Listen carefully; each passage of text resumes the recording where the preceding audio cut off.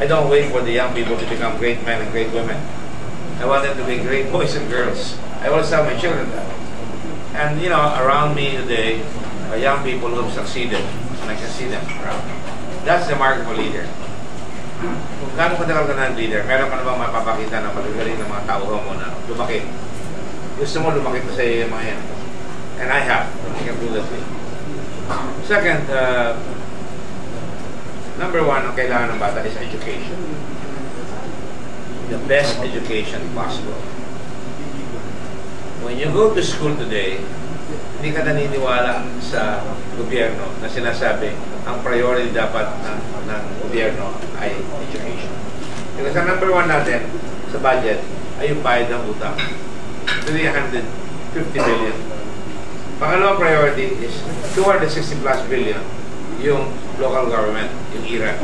Pangatlo, 170 billion education. Kaya pag pumunta ka doon sa eskwela, makikita mo yung eskwela, gula-gula na yan. Pag tinanong mo yung bata, maka-priority ba itong edukasyon? Hindi.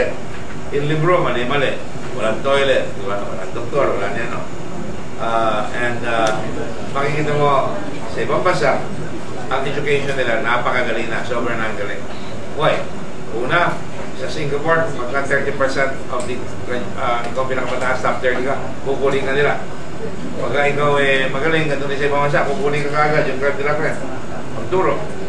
At encourage ka pa mag-PhD, lahat. Dito hindi.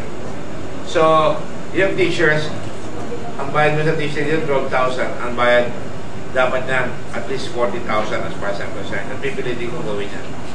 Bakit? 8 oras yung anak mo dyan . 7 anak mo, din. Brian, wala ka pang anak.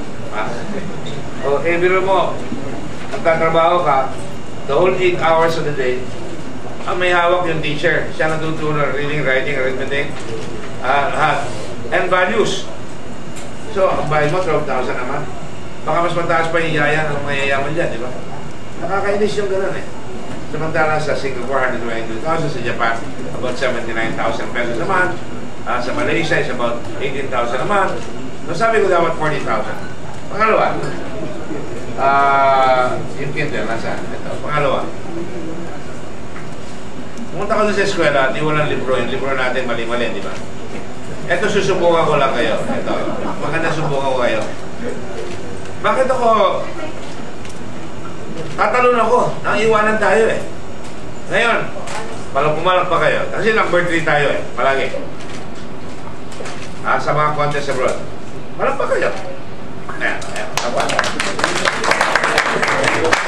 English, Science, and Math. Pangatlo tayo sa kulelat.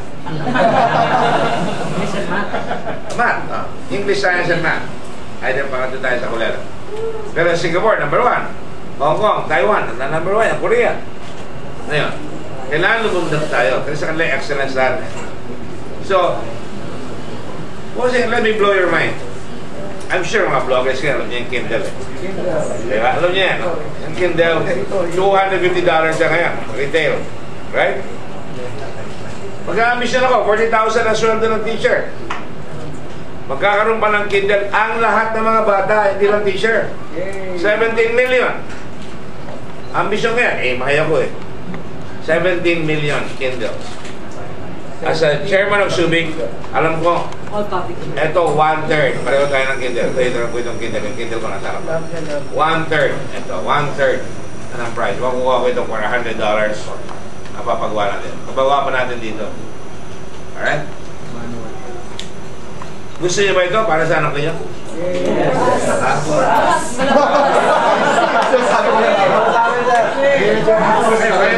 Kayo mga waiter at mga kasama natin dito. Gusto niyo ito para sa anak niyo, di ba?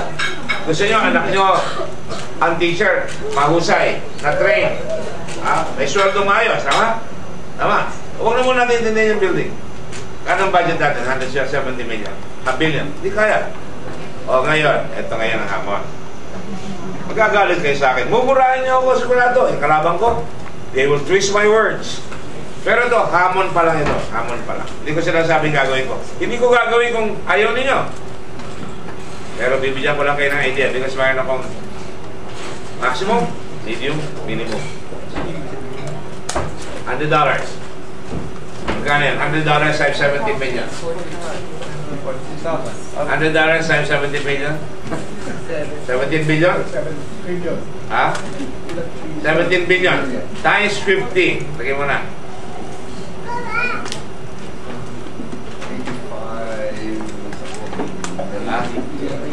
80 billion. Ah? 80 billion. Ayun na. Alright. Yung teachers natin, 40,000. 500,000 ang kanila, ang sweldo nila, buwan-buwan. 40,000 times 12 times 13 months. Magkano yan? 52 billion. Ha? 52 billion. Kaya kasama yung engineer eh. Ang UNESCO sabi, dapat ang budget natin 400 billion pesos. Actually, 333 billion. Ginagawa kong 400 billion para mas mataas. Para sa edukasyon, yun ang minimum dapat. So pag pinagsama mo ito, at pinagsama yung sweldo ng teacher, at pinagsama yung 172 billion, abot ng mga 440 billion. Paano mo kukunin yun? Magalit na kayo. Kung bayad kayo talaga, lahat kayo may cellphone, di ba? Lahat kayo may cellphone. O, para magkaroon tayo nito, yung mabayad mo sa text mo, 2 billion text messages a day, 50 centavos, lagay mo na. 50 centavos. That's 1 billion pesos a day. Times 365 days, that's 365 billion. Plus 172 billion na current budget, lampas ng 500 billion. Tama? O, yung gusto na pag nag-text ka, alam mo, pupunta sa edukasyon, pupunta sa teacher, 40,000, walang pupuntahan, iba yun ha? Ang hahawak, 5 tao lang, Health Education Acceleration Program. 5 tao lang at papagawa itong Kindle. One-time buy yan. Ang bibili mo na lang yan, susunod na generation grade 1, di ba? Susunod na grade 1. Lahat sila may Kindle. Payag kayo? Taas ang kamay ng ayaw. O, taas ang kamay ng gusto.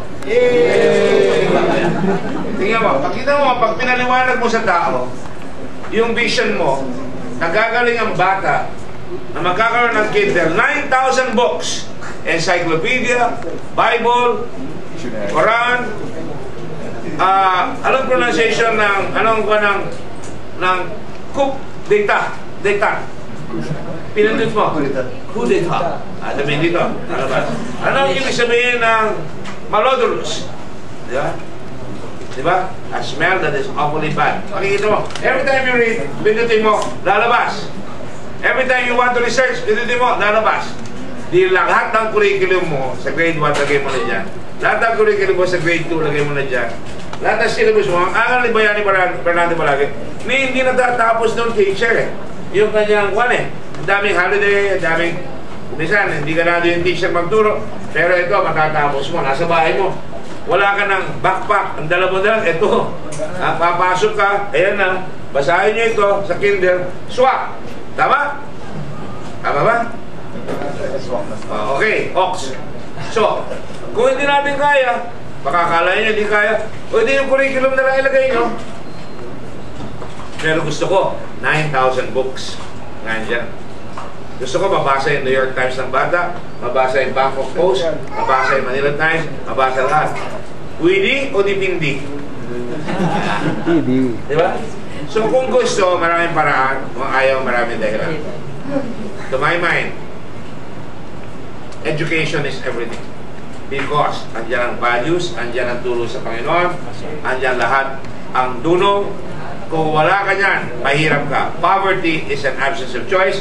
Ano ang vision namin dalawa? Kita niyo naman, mag-convince kasama ko. A quality education. A quality population.